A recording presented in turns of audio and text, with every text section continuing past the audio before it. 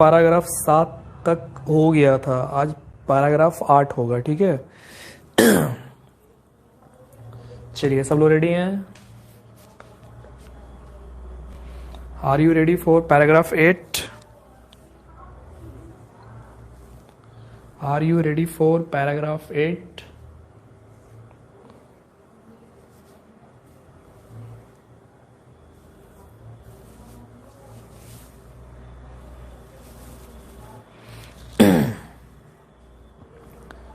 Good evening, good evening.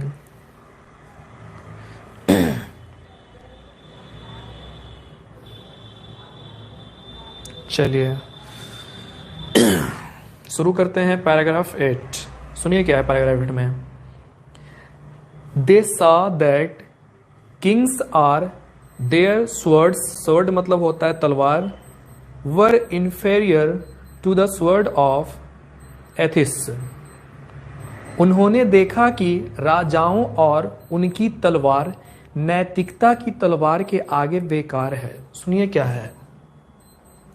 Mahatma Gandhi ने देखा राजाओं यानी जो राजा लोग हैं और उनकी तलवार, राजाओं और उनकी तलवार नैतिकता की तलवार के आगे बेकार है। यानी राजा लोग जो है और जो उसकी तलवार है नैतिकता की तलवार के आगे बेकार है। यानी जो राजा लोग जो है वो नैतिक का बोध यहाँ नहीं करा रहे यहाँ।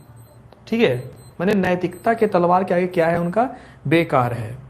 कहता है और इसलिए उन्होंने धरती के राजाओं को ऋषियों और फाकिरों से नीच समझा।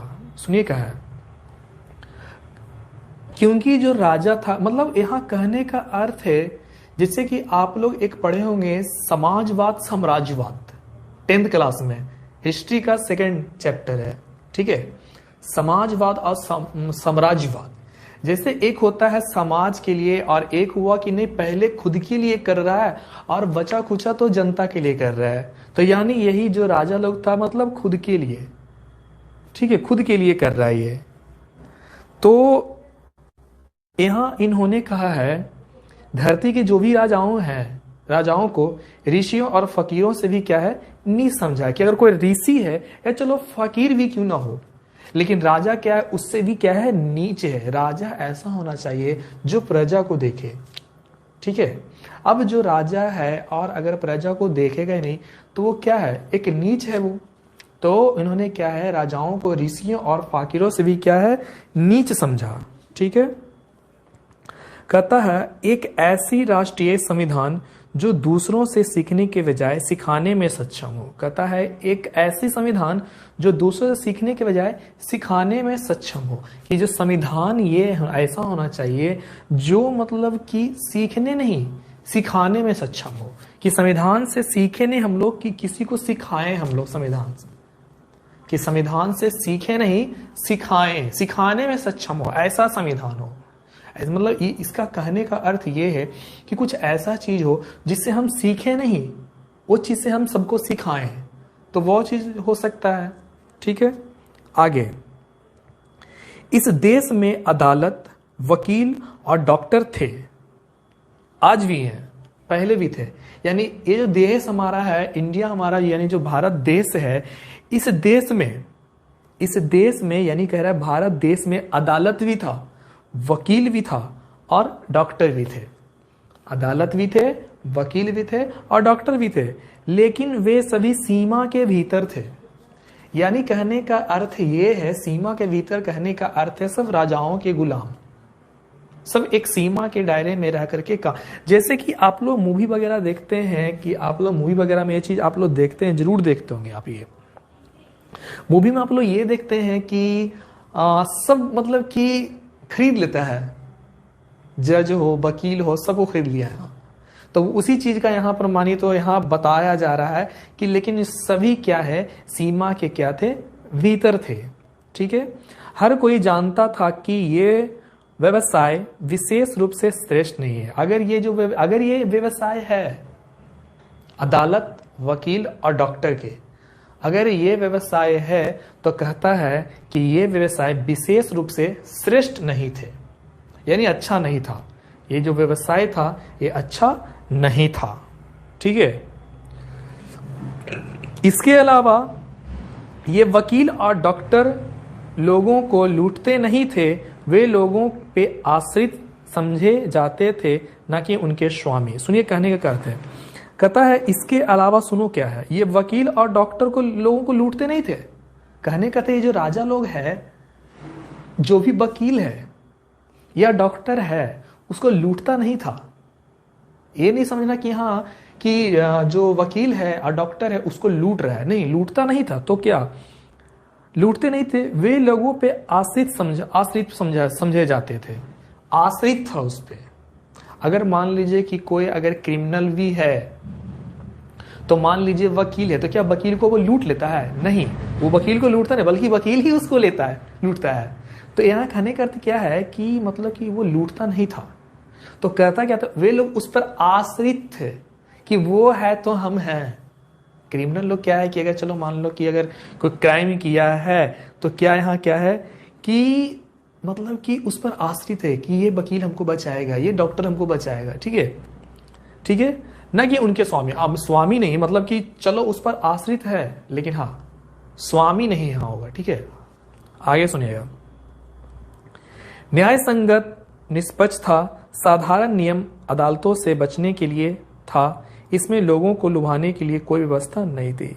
वही चीज हो गया, यानी कि जो भी अगर न्याय हो रहा है तो मतलब राजाओं के प्रति हो रहा है, क्योंकि यहाँ राजा लोग तो चलो कि जो भी थे, ये डॉक्टर वकील जो भी है, ये सब क्या है कि यहाँ सर्वश्रेष्ठ विशेष मतलब श्रेष्ठ, इसको विशेष रूप से श्रेष्ठ नहीं माना जा रहा है। ठीक है, साधारण नियम अदालतों से बचने के लिए था। असाधारण नियम अदालतों से बचने के लिए था, यानी कि क्या है, बहुत ही साधारण सा नियम था अदालतों से बचने के लिए।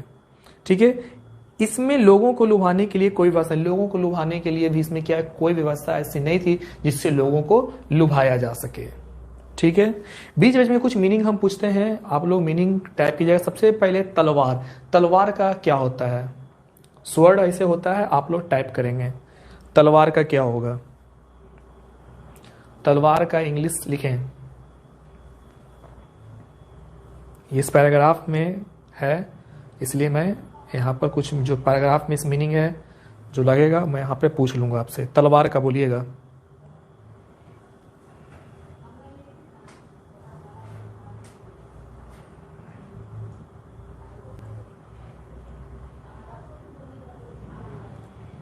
जल्दी जल्दी कमेंट करो सब।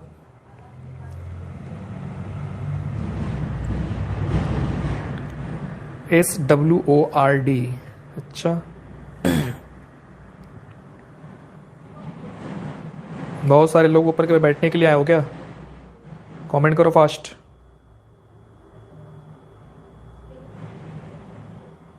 Comment fast.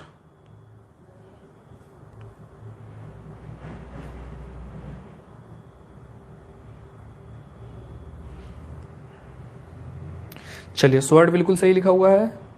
चलिए, अगला है आपका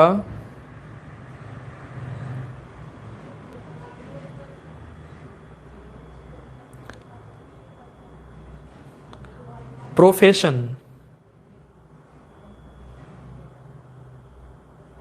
प्रोफेशन,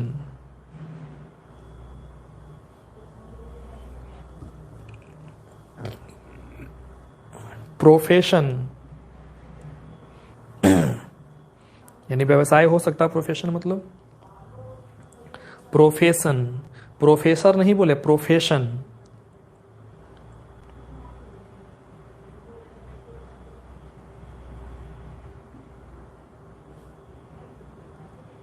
PROFESSION। कमेंट जल्दी जल्दी करो, जल्दी जल्दी कमेंट कीजिए। प्रोफेशन,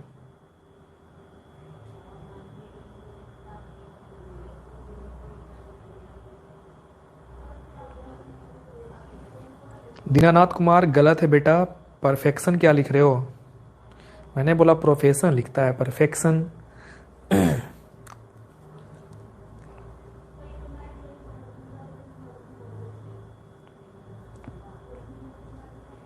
जनरली बच्चों का सही है, प्रोफेशन बिल्कुल सही है। तीसरा मीनिंग आ रहा है आपके पास, जस्टिस, जस्टिस,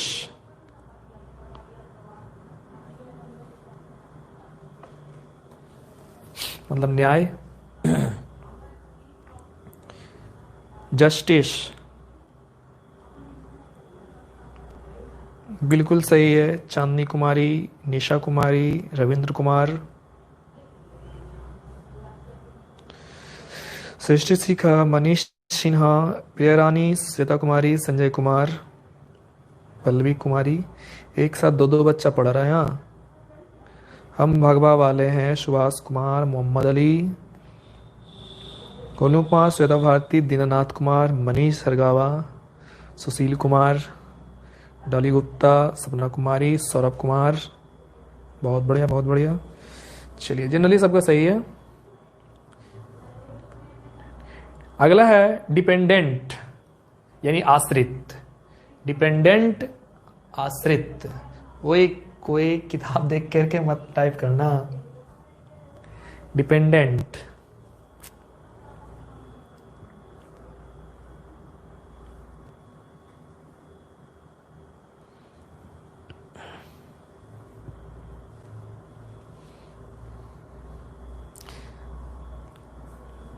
डिपेंडेंट गलत लिखा हुआ है तुम लोग का, गलत लिख रहा है। देखो हम टाइप करते हैं।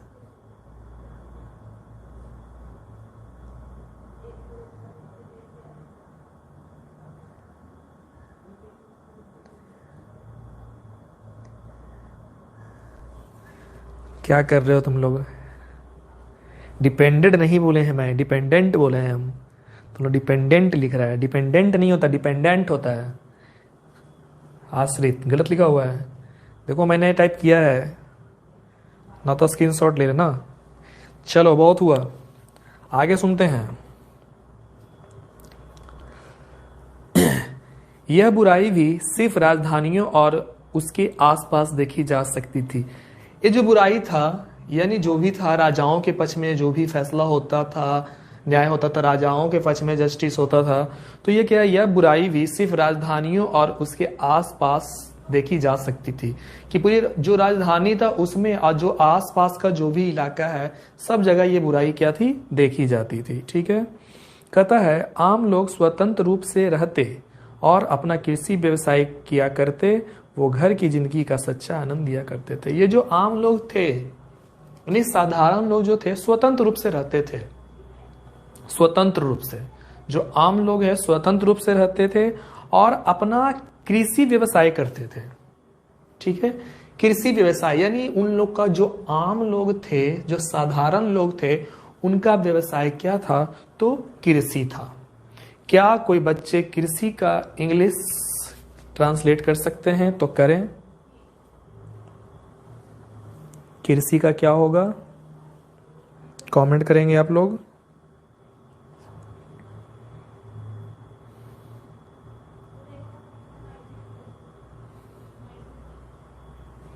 करें कृषि का।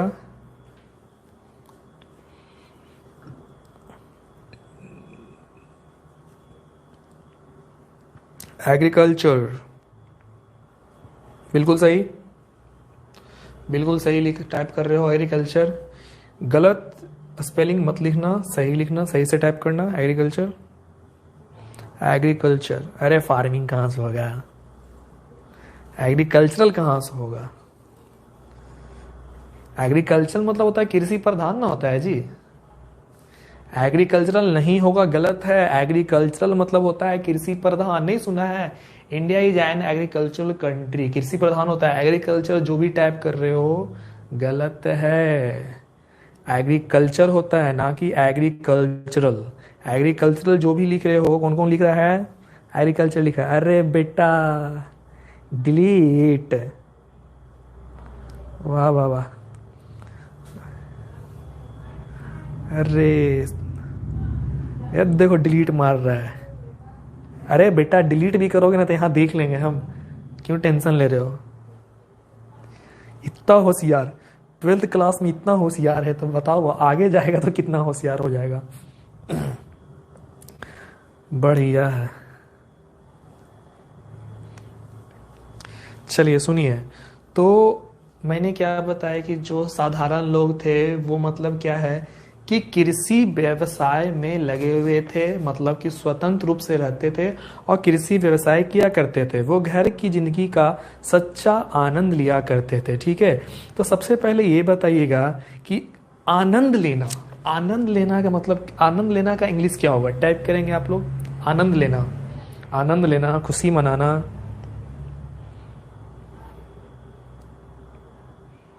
आनंद लेना, खुशी मनाना का क्या होगा? कि घर में चलो साधारण लोग ही हैं तो कृषि व्यवसाय ही कर लेते हैं, लेकिन हाँ घर में रह करके सच्चे आनंद से खुशी के साथ रहते थे। तो बताइए आनंद लेना क्या होगा? एंजॉय। मतलब मेरा कहने का भी ये है कि अब बेटा तुम लोग के पास समझ गए हैं कि तुम लोग नोट्स ले करके बैठा हुआ है और जहाँ मैं हिंदी पढ़ा ऊपर तुम लोग इंग्लिश देख लिया है, अब सब लोग टाइप कर दिया एंजॉय। चलो बहुत बढ़िया, इसी प्रकार से चलो देखते हो, कोई दिक्कत नहीं है। लेकिन क्या है कि आप लोगों को क्या करना है, याद भी करते चलना है मीनिंग को, क्योंकि मीनिंग वर्ड पावर मजबूत करोगे तब ना इंग्लिश मजबूत होगा। इंग्लिश मजबूत होता कैसे है? Word power. सबसे पहले वर्ड पावर को मजबूत कीजिए। लॉकडाउन में बैठे बैठे करेंगे क्या घर में? यही तो करना है, मीनिंग वगैरह को रटते रहना है। ठीक है आप लोग को। चलिए पैराग्राफ 9।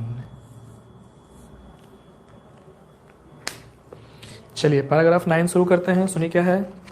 हम एक लाइन इंग्लिश सबका पढ़ देते हैं ताकि आपको मिलाने में दिक्कत ना हो, क्योंकि मैं हिंदी पढ़ रहा हूँ, इंग्लिश पढ़ूंगा, बहुत ज़्यादा टाइम यहाँ पर लग जाएगा, पता चलेगा कोर्स कंप्लीट ही नहीं हुआ ये। The Indian civilization as described by me has been so described by its votaries। कहता है भारतीय सभ्यता, ठीक है, यानी इंडियन सिविलाइजेशन, भारतीय सभ्यता जैसा कि मेरे द्वारा वर्णित है, इसके तरफदार यानी शुभ चिंतक द्वारा भी इसी तरह वर्णित किया गया है। सुनिए क्या है, भारतीय सभ्यता यानी भारत की जो भी सभ्यता है। कमेंट मत कीजिएगा, ध्यान दो, यहाँ फालतू कमेंट करेगा सीधे ब्लॉक हो जाओगे, बता रहे हैं। कौन लिखा है रे? कौन है? हम नहीं सर। क्या हम नहीं सर? अरे जाओ तुम हाइड हो जाओ। बोले जहां फालतू एक भी मैसेज आया टॉपिक के अलावा सीधे ब्लॉक हो जाओगे, सीधे हाइड होगा।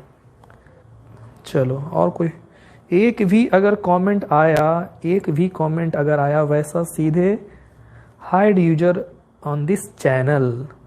चलिए हाइड हो गया।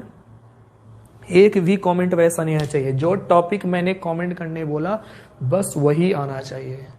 अब आराम से बैठो। अब चलिए मैंने क्या बोला, भारतीय सभ्यता जैसा कि मेरे द्वारा वर्णित है, इसके तरफदार यानी तरफदार मतलब होता है शुभ चिंतक, यानी महात्मा गांधी ये कह रहे हैं भारतीय सभ्यता के बारे में क्या है, इन्हीं के द्वारा न वर्णित है भारतीय सभ्यता, इन्होंने ही वर्णन किया इस चैप्टर का। तो कहते हैं इसके जो शुभ चिंतक द्वारा भी इसी तरह वर्णित किया गया है, यानी शुभ चिंतक जो भी तरफदार हैं उनको भी उसी प्रकार से क्या किया गया है, वर्णित किया गया है। दुनिया के किसी भी हिस्से में और कोई भी सभ्यता में वहां के सभी लोग सिद्धि को प्राप्त नहीं कर पाते, यानी दुनिया का कोई भी हिस्सा हो, दुनिया का कोई भी हिस्सा हो, यह नहीं कि सभ्यता की अगर बात करें तो केवल भारत ही नहीं, दुनिया का कोई भी हिस्सा, दुनिया का कोई भी ऐसा स्थान हो, कहता है कोई भी सभ्यता में वहां के सभी लोग सिद्धि को प्राप्त नहीं कर पाते हैं। सही बात है। जैसे कि इंडिया में क्या है कि अगर सभ्यता की अगर बात हो तो क्या है कि सिद्धि कुछ लोग प्राप्त कर लेते हैं। सिद्धि मतलब जो भी गुण वगैरह, ठीक है, जो भी गुण वगैरह है, अच्छे चीज है, कुछ प्राप्त कर लेते हैं। लेकिन कुछ ऐसा कि अगर आउट ऑफ इंडिया की बात की जाए, कि अगर वेस्टर्न सिविलाइजेशन की बात की जाए तो सिद्धि प्राप्त नहीं कर पाते हैं। तो यही बोला है कि वहां के सभी लोग सिद्धि को प्राप्त नहीं कर पाते हैं। भारतीय सभ्यता की प्रवृत्ति नैतिक स्तर को बढ़ाना है। सही बात है। अगर हम लोग भारतीयों को सभ्यता का अगर ज्ञान होगा तो जो भी हमारी प्रवृत्ति नैतिक स्तर को बढ़ाना है, कि हमारे अंदर की अच्छाई को बढ़ाना है, कि हमारे अंदर अच्छे अच्छे गुण आएंगे। अच्छे गुण कहने का क्या है, सब चीज का तरीका, हर एक चीज लाइफ में हम लोग जो भी काम करते हैं सब एक मतलब तरीका से होना चाहिए। खाने का तरीका, बैठने का तरीका, सोने का तरीका, बोलने का तरीका, चलने का तरीका। मतलब क्या है कि हर एक मोमेंट हम लोग जो 24 ऑफ आवर में करते हैं, तो सब में क्या है कि जो भी काम करें हम नैतिकता के साथ करें। ठीक है, जो भी हम काम करें नैतिकता के क्या करें, साथ करें। नैतिकता के साथ करने क्या है कि इससे क्या है कि आपके अंदर क्वालिटी आएगी। ठीक है, आगे, जब कि पश्चिमी सभ्यता को अनैतिकता का प्रचार प्रसार करना है, और इसीलिए सब लोग कहता है क्यों, आखिर क्या है विदेश से सब लोग, मतलब कुछ लोग क्या है कि विदेश से लोग चिढ़ता है, क्योंकि उसका क्या है कि अनैतिकता का प्रचार प्रसार करना है। यानी नहीं होता है कि सब लोग ड्रेसिंग सेंस हो गया, बोल चाल में तो हम नहीं कहेंगे, ड्रेसिंग सेंस में कह सकते हैं। तो इसमें क्या है कि ड्रेसिंग सेंस में अनैतिकता का प्रचार, हमारे अगर इंडियन स्टाइल में हम लोग ड्रेस पहनते हैं तो वो क्या है, नैतिकता का बोध कराता है। ठीक है, और अगर हम वेस्टर्न अगर ड्रेस यूज करते हैं तो सब लोग जैसे कि अब तो ऐसा नहीं होना चाहिए कि अगर हम वेस्टर्न ड्रेस भी अगर पहनते हैं तो पहनने कहने का ये अर्थ नहीं है कि हमारे अंदर नैतिकता का बोध नहीं है। वो तो सोच से होना चाहिए, लोगों के सोच से नैतिकता का बोध होना चाहिए, ना कि ड्रेसिंग होना चाहिए। ठीक है, आगे, बाद वाला ईश्वरहीन है, पूर्व वाला ईश्वर में विश्वास रखने वाला है। सही है क्या? कौन कौन बच्चा यहाँ पर ईश्वर पे विश्वास रखता है? जो विश्वास रखता है वो लिखे यस सर, जो ईश्वर में विश्वास नहीं रखता है वो लिखे नो। जो विश्वास रखता है यस सर, जो विश्वास नहीं रखता लिखे नो सर, और नो एनी कमेंट्स। जितना कमेंट बोला गया उतना ही करना है। ईश्वर में विश्वास रखते हो यस सर, नहीं रखते हो नो सर। सब लोग कमेंट कीजिएगा।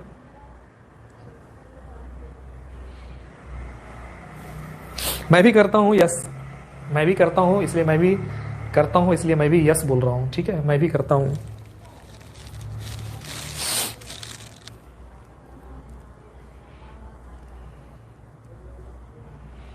सब लेगा यस सर। कोई गधा ही बेवकूफ होगा जो बोलेगा नो सर। ठीक है, अब पूजा पाठ नहीं करते वो अलग बात है, वो अलग बात है, लेकिन विश्वास है। ये नहीं कि विश्वास है तो पूजा करना ही करना है, ऐसा कुछ मैं नहीं बोल रहा हूं।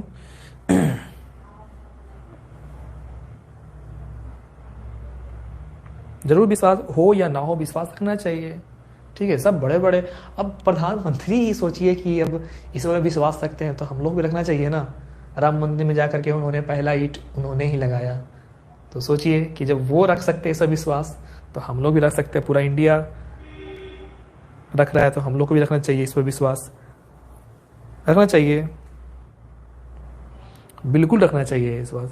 क्योंकि हम भी ये चीज मानते हैं, क्योंकि हम भी मुसीबत में पड़े हैं, बहुत सारे संकट में पड़े, तो हम तो अगर रब को याद करें, ये नहीं कि अब ईश्वर है कि अगर अगर हम लोग हिंदू हैं तो बस हिंदू नहीं, ऐसा हर एक ईश्वर तो एक, सब ईश्वर एक है।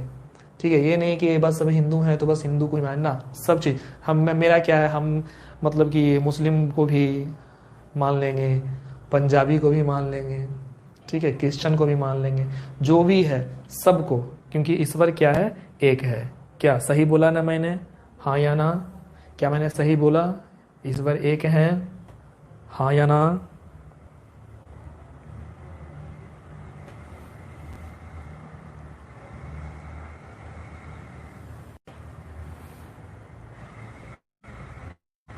चलिए, तो आप लोग भी बिल्कुल यही नहीं कि आप अगर हिंदू हैं तो हिंदू को सपोर्ट करेंगे, मुस्लिम है तो बस अल्लाह, वैसा कुछ नहीं होना चाहिए। सब लोग सब चीज का हर एक भगवान को माने। ठीक है, अब भले ही सब लोग अलग अलग जगह पूजे जाते हैं वो अलग है, लेकिन सब तो एक ही प्रार्थना करता है ना, सब लोग एक ही प्रार्थना करता है। हम लोग का कुछ अलग तरीका से, वो लोग कुछ अलग तरीका से करता है। ठीक है, तो यहाँ यही बोल रहा है। तो जैसे कि आज हम लोग बाद वाले लोग हैं, ठीक है, तो हम लोग बाद वाले लोग हैं तो हम लोग ईश्वर ही नहीं है। यहाँ क्या लिखा हुआ किताब में? बाद वाला ईश्वर ही है, यानी हम लोग जो हैं वो ईश्वर ही नहीं, यानी ईश्वर को मानते ही नहीं है। नहीं, ऐसा कुछ नहीं है। यहाँ बोला गया है पूर्व वाले ईश्वर में विश्वास रखने वाला, तो नहीं गांधी जी, हम लोग भी ईश्वर पे विश्वास रखते हैं। मेरे जो भी बच्चे यहाँ हैं वो भी ईश्वर पे विश्वास रखते हैं। ठीक है, मेरे बच्चे ने भी, सब बच्चे ने यस लिखा है। तो यहाँ मैंने ये बोला, गांधी जी को मैं ये बोलना चाहता हूँ कि गांधी जी अगर आज ऊपर आप हैं तो ये मत बोलिए कि बाद वाले ईश्वरहीन है। हम लोग भी क्या है, ईश्वर पे विश्वास रखते हैं, ईश्वर को हीन हम लोग नहीं हैं। भले ही हम लोग बाद में आए हैं, लेकिन हम लोग भी क्या है, ईश्वर पे विश्वास रखने वाले हैं। बोलो हाँ, ठीक है। आगे सुनिएगा। बहुत ही समझने लायक और बहुत ही विश्वास करने योग्य, ठीक है, बहुत ही समझने लायक। हम लोग भी बहुत क्या समझने लायक है। आज हम लोग क्या है 12th के स्टूडेंट्स हैं, लेकिन हाँ हम लोग क्या है समझने लायक हैं। हम लोग क्या है कि समझते हैं हम लोग क्या सही है। हालांकि सबके पास इस चीज का नॉलेज होना चाहिए, ठीक है। If we are educated we can understand right और रॉन्ग मैटर्स, और if we are educated we solve the wrong and right matters, and if we are educated we respect rural और urban areas। यानी मैं English में यहाँ 3 line बोला, यानी कहने करते कि अगर हम शिक्षित हैं, अगर हम लोग शिक्षित हैं, अगर हम लोग सोचो कि अभी तो चलो 12 क्लास का है, लेकिन आज से मतलब कि आने वाले 6 महीने के बाद हम लोग एक हायर एजुकेशन की ओर बढ़ते चले जाएंगे। तो हम लोग क्या है एजुकेटेड, हम लोग शिक्षित हैं, क्या सही है क्या गलत है इसका नॉलेज। और अगर हम शिक्षित हैं तो हम लोग सॉल्व कर सकते हैं राइट और रॉन्ग मैटर कि अगर कोई गलत चीज है या कोई सही चीज है उसको हम सॉल्व कर सकते हैं। अगर हम लोग क्या एजुकेटेड हैं यानी शिक्षित हैं, तो हम लोग क्या है, चाहे वो शहरी एरिया हो चाहे वो ग्रामीण एरिया हो, सब जगह रिस्पेक्ट यानी आदर किए जाएंगे, ठीक है। तो यहाँ यही बोलना चाह रहा है कि हम लोग समझने लायक हैं, अब बहुत विश्वास करने क्या है। यानी कि हम अपने, देखिए किसी को ये बोलना नहीं है कि हम पे विश्वास करें। अरे अपने आप पे हमको विश्वास है कि मैं इतना लॉकडाउन रहने के बावजूद भी हम ऑनलाइन के थ्रू पढ़ करके हम एक अच्छा मार्क्स लाएंगे। ये आपके अंदर आपको ये विश्वास करना होगा। आपको अपने आप पे विश्वास करना कि मेरे ऊपर आपको क्या, आपके पास टाइम ही टाइम है। ये आप किसी को ब्लेम नहीं करोगे मेरे पास पढ़ने के लिए टाइम नहीं है, ये क्लास वो क्लास ये क्लास। अब पता नहीं आपका कौन कौन सा क्लास हो रहा है या नहीं हो रहा है, हो रहा है, वो अब तो डिपेंड करेगा आपके ऊपर। लेकिन हाँ आपको क्या है कि इंग्लिश और हिंदी के लिए कोई भी टेंशन नहीं लेना है। आपको ऑनलाइन पढ़ करके समझ करके कि जो मैं बोलूँ समझ करके आपको क्या है ध्यान में रखना इस बात को, और एग्जाम में आपको फेस करना है। बुक आएगा तो मैं आपको बुक के बारे में नॉलेज दूंगा, उस वो बुक आपको ले लेना है आकर के। यहीं से ज्यादा जो भी कीमत पड़े 50 रुपया 100 रुपया जो भी पड़े, आपको बुक लेकर के आपको तैयारी कर लेना है। चलिए, तो आप समझने लायक हैं, यहाँ पे भी लिखा हुआ है विश्वास करने के योग्य है, तो आपको अपने अंदर ही विश्वास करना पड़ेगा। यह भारत से प्यार करने वाले का कर्तव्य जिम्मेदारी कि भारत की पुरानी सभ्यता से ऐसे चिपक जाएं जैसे बच्चा अपनी माँ की छाती से। सुनिए क्या कहता है यहाँ पे, कहता है यह भारत से प्यार करने वालों के लिए जिम्मेदारी है। यानी जो भारत से प्यार करता है, यानी हम अपने भारत से प्यार करते हैं तो हमारे लिए एक जिम्मेदारी है, कर्तव्य है हमारा कि भारत की पुरानी सभ्यताओं से चिपक जाएं। यानी भारत की जो भी पुरानी सभ्यताएं हैं, आज भी वो सभ्यता है। कुछ लोग तो क्या है उससे डिस्टेंस बना रहे हैं, दूरी बना रहे हैं, लेकिन हम लोगों को क्या है कि जो भी हमारे पुराने सभ्यताएं हैं हमको ऐसे चिपक जाना है जैसे बच्चा अपनी माँ की छाती से चिपक जाता है। नहीं देखते छोटा बच्चा अपनी माँ की छाती से क्या होता है, चिपक जाता है। उस तरह से हमको क्या है भारत की पुरानी सभ्यताएं से क्या है, चिपक जाना है। ठीक है, समझ में आ गया? यहाँ तक क्या समझ में आ गया? पैराग्राफ 9 सबको समझ में आ गया? यस और नो कमेंट कर देंगे एक बार।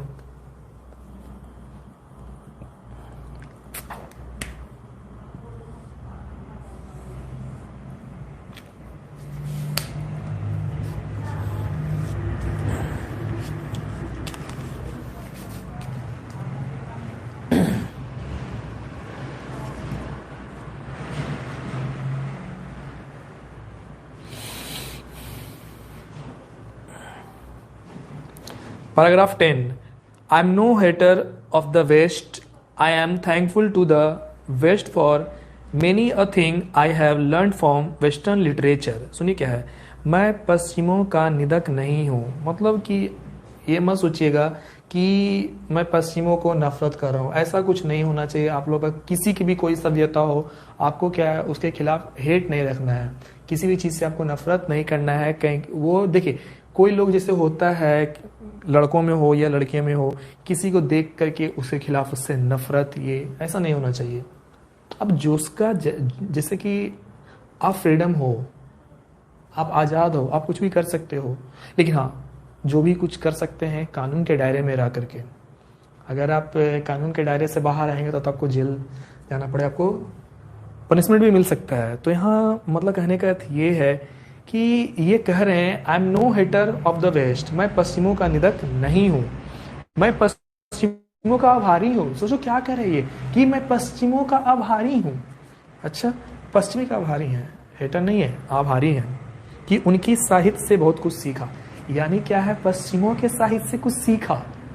आप लोग भी बात जान लीजिए, हम लोग भले ये आप नहीं कर सकते, आप ब्लेम नहीं कर सकते वेस्टर्न को, वेस्टर्न सिविलाइजेशन एंड कल्चर जो भी है, आप उसको आप नहीं कर सकते, ब्लेम नहीं कर सकते हैं, बल्कि हमने उनसे बहुत कुछ सीखा है। क्या आप लोग को ये लगता है कि हम वेस्टर्न यानी विदेश से कुछ सीखे हैं? यस और नो, ओनली यस और नो। क्या विदेश से हमने कुछ सीखा है या नहीं सीखा है? या आप कुछ सीखे हैं तो आप कमेंट कर दे थोड़ा सा, एक लाइन में जो भी आपने कुछ लगता है कि हम विदेश से ये कुछ सीखे हैं, आप लोग कमेंट करेंगे। आप कमेंट करेंगे कि विदेश से आपने क्या सीखा। क्या आपको लगता है कि विदेश से आप विदेश के आभारी हैं? हम विदेश के आभारी हैं, विदेश को हम थैंक यू करते हैं। यानी वेस्टर्न सिविलाइजेशन एंड कल्चर को हम लोग क्या करते हैं कि थैंक यू करते हैं। क्या सीखा हमने उससे? कुछ सीखे हम लोग, अगर कुछ सीखे हैं तो एक लाइन में आप टाइप कर सकते हैं, मैं देखना चाहता हूं आपने क्या सीखा। इन्होंने तो लिखा है बस बहुत कुछ सीखा। अच्छा, इंग्लिश सीखा, इसने सुशील कुमार ने इंग्लिश सीखा। क्या सीखा बेटा इंग्लिश? तुमको तो इंग्लिश हम सिखा रहे हैं, तू वेस्टर्न से सीखा क्या रे?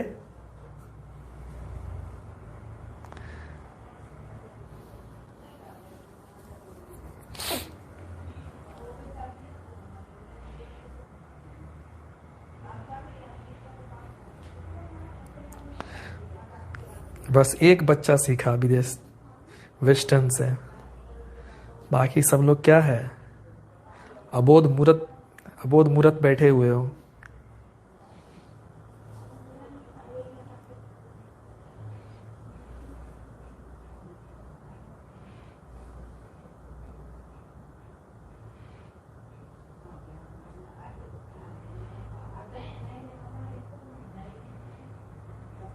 चलिए बढ़िया है सर, मन में तो है कि कुछ सीखा है लेकिन लिख नहीं पा रहे हैं।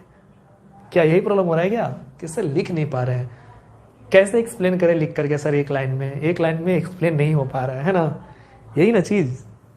अरे जैसे कि हम लोग क्या है, तौर तरीका चेंज किए। जैसे कि सबसे पहले क्या है, बात करने का तरीका, खान पान भी तो चेंज हुआ ही हुआ है, सीखे हैं कुछ खान पान, वरना क्या होता, बस दाल भात सब्जी खाते ना। हाँ, दाल भात सब्जी। आज हम लोग क्या है, बहुत कुछ सीखे, खान पान हो गया, रहन सहन हो गया, ये टेक्नोलॉजी सीखे ना, सब वेस्टर्न से सीखे ना। हाँ, आज ये अगर मार्कर से लिख रहे हैं, पता होता कि अगर हम लोग को वेस्टर्न के बारे में कुछ अगर नॉलेज नहीं होता तो आज यहाँ पे ब्लैक बोर्ड होता और वो चौक से लिखते हम। ठीक है, समझ में आ रही है? चलिए, तो बहुत कुछ सीखा, लेकिन मैं आधुनिक सभ्यता का आभारी हूँ। अब सुनिए क्या है, आधुनिक सभ्यता का आभारी हूँ ये सिखाने के लिए कि अगर मैं भारत के शिखर तक पहुंचना चाहता हूं तो मुझे अवश्य अपने देशवासियों से साफ तौर पे कह देना चाहिए कि, क्या कह देना चाहिए? आधुनिक सभ्यता के वर्षों के बाद, अनुभव के बाद मैं इससे एक सबक सीखा, वो ये है कि हमें इसे किसी भी कीमत पे दूर नहीं रखना चाहिए। सुनिए क्या यहाँ पर एक चीज़ क्या कह रहा है, यहाँ पे बहुत बढ़िया चीज़ है, यहाँ पर है, बहुत अच्छा लाइन है, सुनिए क्या है। मैं आधुनिक सभ्यता का आभारी हूँ, कि जो आधुनिक यानी अभी का जो बाद वाला सभ्यता का आभारी हूँ ये सिखाने के लिए कि अगर मैं भारत के शिखर पर पहुंचना चाहता हूँ, भारत के ऊंचे शिखर पर, देखिए सभी को क्या है, भारत के ऊंचे शिखर पर पहुंचना है। ऊंचे शिखर कहने का भी ये अर्थ नहीं है माउंट एवरेस्ट में नहीं बोलूंगा यहाँ पे, ठीक है, माउंट एवरेस्ट की बात मैं यहाँ पे नहीं कर रहा हूँ, ठीक है, यानी ऊंचे शिखर मतलब करने की हाइयर एजुकेशन की ओर, जैसे होता नहीं है क्या, मतलब देखिए हम मतलब कि इस चीज को हम किसी को बुराई, मेरा किसी को कहने का ठेस नहीं पहुंचाना है, यानी कहने का अर्थ ये है कि पुराने चीज और नए चीजों में थोड़ा सा अंतर है। यानी थोड़ा सा क्या है कि जैसे कि कैसे आप लोगों को ये मैं बोलूँ, क्योंकि मुझे बोलने में भी ये चीज़ हमको ठीक नहीं लग रहा ऑनलाइन में। ये छोड़िए, इस चीज़ को हम टॉपिक को थोड़ा सा नेगलेक्ट करते हैं, क्योंकि अगर हो सकता है कि अगर कुछ ऐसा भी हो कि वीडियो इधर हो जाए तो दिक्कत हो जाएगा, ठीक है। इसलिए उस टॉपिक को हम यहाँ पे नहीं बोलेंगे, लेकिन हम ये कहना चाहते हैं कि नया में कुछ नया मिलता है, ठीक है। बस इनडायरेक्टली हम ये कहना चाहते हैं नया में कुछ नया मिलता है, ठीक है। ऐसे old is gold, old is already gold, वो तो सोना है ही है, लेकिन नया में कुछ नया सीखने के नया टेक्निक मिलता है, ठीक है। ठीक है, तो बस इनडायरेक्टली मैं यहाँ पे ये बोलना चाहता हूँ, नया में कुछ नया मिलता है, ठीक है।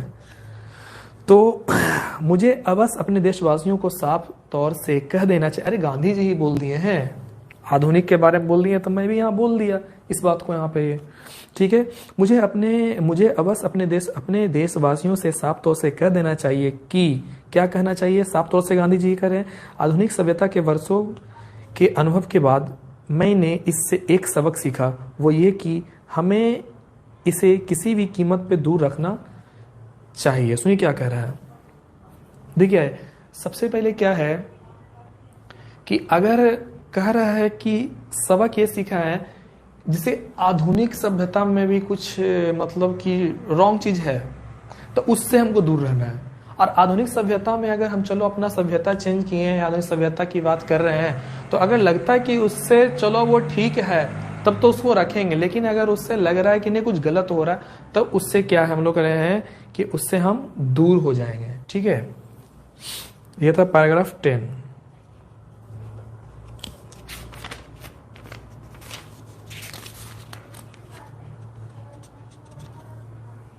चलिए पैराग्राफ 11 आते हैं।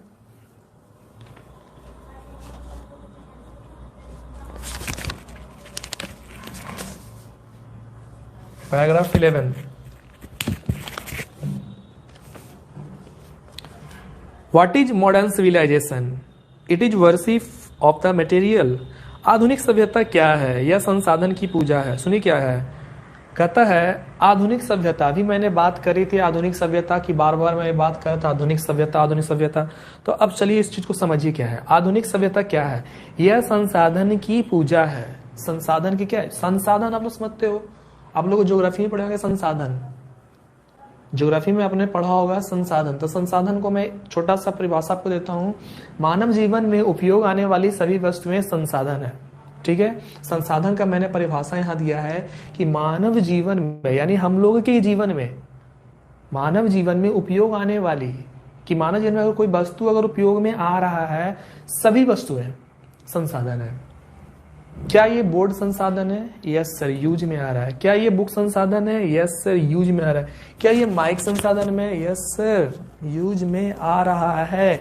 यानी कहने का अर्थ है मानव जीवन में, यानी हम लोग के जीवन में उपयोग आने वाली सभी वस्तुएं क्या है? संसाधन है। तो यह संसाधन की पूजा है। आधुनिक सभ्यता क्या है? संसाधन की पूजा। आप लोग कमेंट करेंगे आधुनिक सभ्यता क्या है? संसाधन की पूजा। इंग्लिश में लिख देंगे it is worship of the material. It is worship of the material. Comment करेंगे सब लोग, टाइप करेंगे it is worship of the material. It is worship of the material. Comment fast, it is worship of the material. Comment करें सब लोग।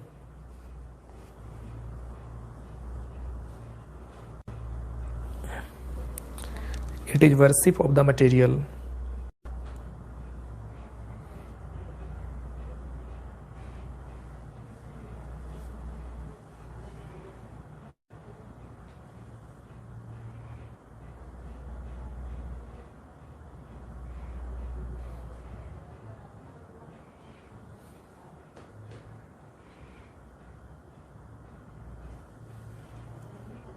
सब लोग comment करें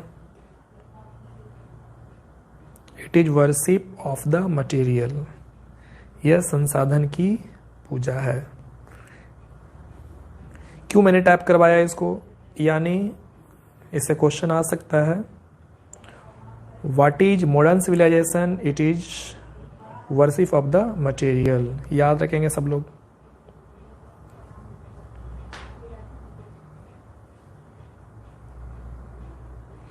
चलिए सबने टाइप किया, इट इज वर्शिप मटेरियल, बिल्कुल सही है। चलिए, यह हमारे अंदर के भाव शून्यता की पूजा है। हमारे अंदर जो भाव है, भाव शून्यता है, उसकी पूजा है। आधुनिक सभ्यता है क्या? What is modern civilization? सबसे पहले संसाधन की पूजा और हमारे अंदर जो भी भाव शून्यता है उसकी पूजा। कहता है यह पूर्ण भौतिकवाद है। ठीक है, पूर्ण क्या है? भौतिकवाद है। कहने का अर्थ क्या है? आधुनिक सभ्यता कुछ भी नहीं है अगर वह भौतिक सभ्यता की जीत के हर चरण के बारे में नहीं सोचती। सबसे क्या है? भौतिक सभ्यता, यानी अंदर का जो मटेरियल है, अंदर के जो भी मटेरियल। अब जिस संसाधन की अगर बात करेंगे, संसाधन में कोई भी चीज होता है, कोई भी वस्तु हो सकता है, वो कोई वस्तु अगर है तो, लेकिन क्या है, उसकी जो भौतिक सभ्यता है जीत के हर चरण के बारे में सोचती नहीं है। यानी कहने का आधुनिक सभ्यता है ऐसा कुछ नहीं है ये, यानी आज का जो भी सभ्यता कुछ नहीं है ये। बस क्या है, कहता है अगर वह भौतिक सभ्यता की जीत के हर चरण के बारे में नहीं सोचती है। अगर जो भौतिक सभ्यता है, जैसे कोई भी चीज के अगर मान लो कि इन्वेंट होता है, आविष्कार होता है, ठीक है, और अगर वो यूज में आ गया तो समझ जाइए ये जीत गया। ये क्या है? ये जीत गया है।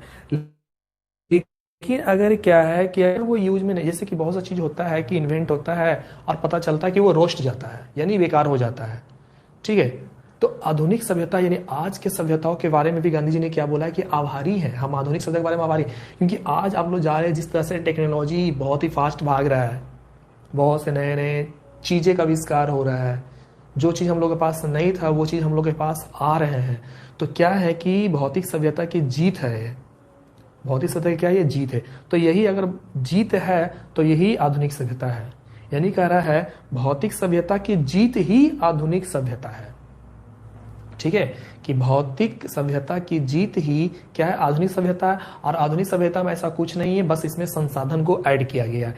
यानी जो मैंने संसाधन का भी परिभाषा दिया था वही चीज आपको क्या है यहाँ पे ऐड किया गया है ये। ठीक है, तो पैराग्राफ 11 तक ये रहने दीजिए। टोटल पैराग्राफ इसमें है 24 पैराग्राफ है, जिसमें आपका 11 हो गया है। ठीक है, थोड़ा सा और बचा है, ये देखते हैं कब तक जाता है ये, क्योंकि है थोड़ा बड़ा बड़ा ये। अब अगर केवल आपको समरी पढ़ा देंगे तो दिक्कत हो जाएगा ना। अगर केवल समरी पढ़ा देंगे तो दिक्कत हो जाएगा। भले ही टाइम लगे, देखते हैं जितना अगर पॉसिबल है उतना आपको खींचा जाता है, नहीं होगा बाद में तो फिर देखा ही जाएगा कि इसको शॉर्ट करके बस समरी ही देखा जाएगा। ठीक है, लेकिन मैं ये आपके बस भलाई के लिए मैं किया हूँ यहाँ पे। ठीक है, आपके भलाई के लिए मैं सारा पैराग्राफ का हिंदी आपको बता रहा हूँ। अगर समरी बता दूंगा केवल तो आपको बाद में प्रॉब्लम हो सकता है ना। समरी से आपको कुछ होने वाला नहीं है। ठीक है।